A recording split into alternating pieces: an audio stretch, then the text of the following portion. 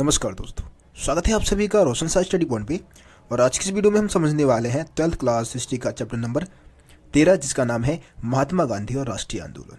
वैसे इस चैप्टर के ऊपर मैं आप लोगों को 2 वीडियो प्रोवाइड करा चुका हूँ। दोनों ही वीडियो आपको प्ले लिस्ट में मिल जाएगा, तो आप दोनों ही वीडियो को जरूर देख लें। वैसे पिछली वीडियो में मैंने आप लोगों को असहयोग आंदोलन के बारे में समझाया था, तो आज हम असहयोग आंदोलन के बाद जो टॉपिक है, तो उसके बाद का जो टॉपिक है जो है जन नेता वाला टॉपिक, उसकी हम बात करने वाले हैं। यहाँ से हम बात करेंगे कि 1922 आते आते तक महात्मा गांधी ने भारतीय राष्ट्रवाद को कैसे बदल दिया। ठीक है, भारतीय राष्ट्रवाद का मतलब है कि भारत में जो राष्ट्रीय आंदोलन चलाया जा रहा था उसके स्वरूप को कैसे बदल दिया। ठीक है, बहुत ही मज़ेदार टॉपिक है, ध्यान से आप समझिए। देखिए 1922 से पहले अगर हम बात करें तो भारत में बहुत सारे आंदोलन चलाए जा रहे थे, लेकिन ये आंदोलन ज़्यादातर बुद्धिजीवियों द्वारा, किसी मतलब जो अमीर लोग हैं उनके द्वारा चलाया जाता था, है ना, व्यावसायिकों द्वारा चलाया जाता था। इसमें किसान, मजदूर, कारीगर, इनकी कोई भूमिका नहीं थी। लेकिन अब हजारों की संख्या में जो किसान है, जो श्रमिक है, जो कारीगर है, वो इस आंदोलन में शामिल होते जा रहे थे। और वो सब महात्मा गांधी के प्रति आदर व्यक्त करते थे, उनको महात्मा कह के पुकारा करते थे।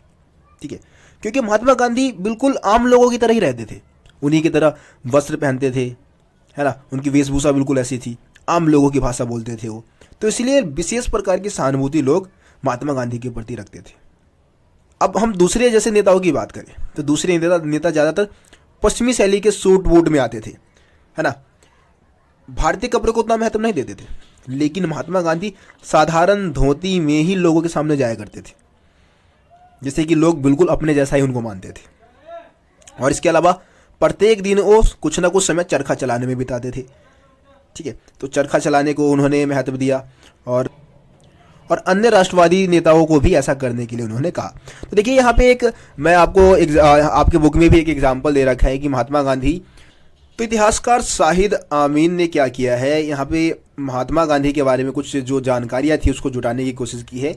और वो बताते हैं कि जब वो पूर्वी उत्तर प्रदेश के इलाकों से गुजर रहे थे तो महात्मा गांधी ने महात्मा गांधी का बहुत ही प्यार से स्वागत किया लोगों ने, है ना, भीड़ जो है उनका बड़े प्यार से अभिनंदन किया, उनका स्वागत किया।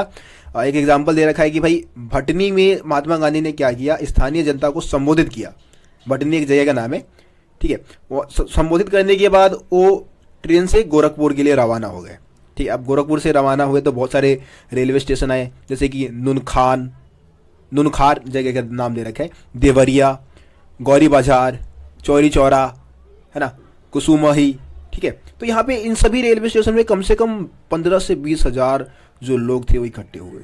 जो कुसुमही रेलवे स्टेशन था वो जंगलों के बीच में स्थित था, लेकिन वहाँ भी लगभग 10,000 से ज़्यादा लोग, 10,000 के आसपास लोग उनको देखने के लिए आए थे। और कुछ लोग प्रेम में अभिभूत होकर रो रहे थे, है ना, रोते हुए भी देखे जा सकते थे। देवरिया में लोग गांधी जी को भेनी यानी कि दान देना चाहते थे, किंतु इससे उन्होंने गोरखपुर में देने को कहा। लेकिन चौरी चौरा में एक मारवाड़ी सज्जन ने किसी तरह उन्हें कुछ दे दिया। इसके बाद यह क्रम रुका ही नहीं, एक चादर फैला दी गई जिस पर रुपयों और सिक्कों की बारिश हो गई। यह दृश्य था गोरखपुर स्टेशन के बाहर। महात्मा गांधी वहां पे एक ऊंचे से गाड़ी पे चढ़ जाते हैं और लोग कुछ मिनट के लिए महात्मा गांधी जी का दर्शन भी कर पाते हैं इस वजह से। तो इसे आप समझ सकते हैं कि महात्मा गांधी इस टाइम तक काफ़ी ज़्यादा फेमस लीडर बन चुके थे, काफ़ी ज़्यादा फेमस नेता बन चुके थे। सो फ्रेंड्स, अब हम बात करते हैं कि महात्मा गांधी के बारे में कौन सी अफवाहें फैलाई गई थी, उनकी चमत्कारी शक्तियों के बारे में कौन सी अफवाहें फैलाई गई थी। देखिए आपको पता है कि महात्मा गांधी कोई साधु संत तो थे नहीं, एक इंसान थे, लेकिन उनके बारे में बहुत सारी अफवाहें फैलाई गई। जैसे कि कुछ इस स्थानों पर ऐसा कहा जाता था कि भाई उन्हें राजा द्वारा किसानों के दुख और तकलीफ को दूर करने के लिए भेजा गया है ना, उनके पास इतना पावर है कि वो सभी स्थानीय अधिकारियों के जो निर्देश है उनको मानने से मना कर सकते हैं। कुछ स्थानों पे अगर कोई व्यक्ति महात्मा गांधी का विरोध करता था तो ऐसी अफवाह थी कि भाई उसका जो घर है वो रहस्यमय तरीके से ढह जाता था, है ना, उसका फसल चौपट हो जाता था। लोग महात्मा गांधी को गांधी बाबा, महात्मा, है ना, अनेक नामों से उनको पुकारा करते थे। अब जैसे कुछ एग्जाम्पल दे रखा है, जैसे कि हम यहाँ पे उत्तर प्रदेश के ही कुछ एग्जाम्पल की बात करेंगे। तो यहाँ पे सिकंदर साहू जो कि बस्ती गाँव का रहने वाला था, 15 फरवरी को कहा कि वह महात्मा गांधी के चमत्कारी शक्तियों में या महात्मा गांधी में मतलब तभी विश्वास करेगा जब उसका जो गुड़ से भरा हुआ जो कढ़ा है ना, वो कारखाने में जो मतलब गुड़ बनता है गन्ने से, तो गन्ने के रस से भरा हुआ जो कढ़ा है एक तरीके से, वो दो भागों में टूट जाएगा, तो वो महात्मा गांधी की चमत्कारी शक्ति में विश्वास करेगा या महात्मा गांधी में विश्वास करेगा, ऐसा वो कहता है। और ऐसा ही होता है, उसका जो कढ़ा होता है ना वो दो भागों में टूट जाता है, ऐसी अफवाह थी। दूसरा एग्जाम्पल आजमगढ़ की। आजमगढ़ के एक किसान ने बोला कि भाई मैं महात्मा गांधी में तभी विश्वास करूंगा उनकी चमत्कारी शक्तियों में जब मेरा जो गेहूं का जो फसल है वो तिल में बदल जाएगा। और अगले दिन ऐसा ही होता है, उसका जो गेहूं का फसल है वो तिल में बदल जाता है। तो एक अफवाह ऐसी थी। गोरखपुर में एक सज्जन ने चरखा चलाए जाने की आवश्यकता पर सवाल उठा दिया, कह दिया कि भाई चरखा वरखा नहीं चलाना हमारे को। परिणाम स्वरूप क्या हुआ, उसके घर में आग लगी है। देख लो, अप्रैल 1921 में, अगला एग्जाम्पल दे रहा हूँ मैं, अप्रैल 1921 में उत्तर प्रदेश के एक गांव में कुछ लोग जुआ खेल रहे थे। किसी ने उन्हें ऐसा करने से रोक दिया। जुआ खेल रहे समूह में से एक ने रुकने से मना कर दिया। एक ने बोल दिया कि भाई मैं नहीं रुकूंगा, मैं तो खेलूंगा भाई जुआ। और उसने महात्मा गांधी को अब शब्द भी कह दिए, कुछ बुरा भला कह दिया। अगले दिन उसकी बकरी को उसके 4 कुत्तों ने काट लिया।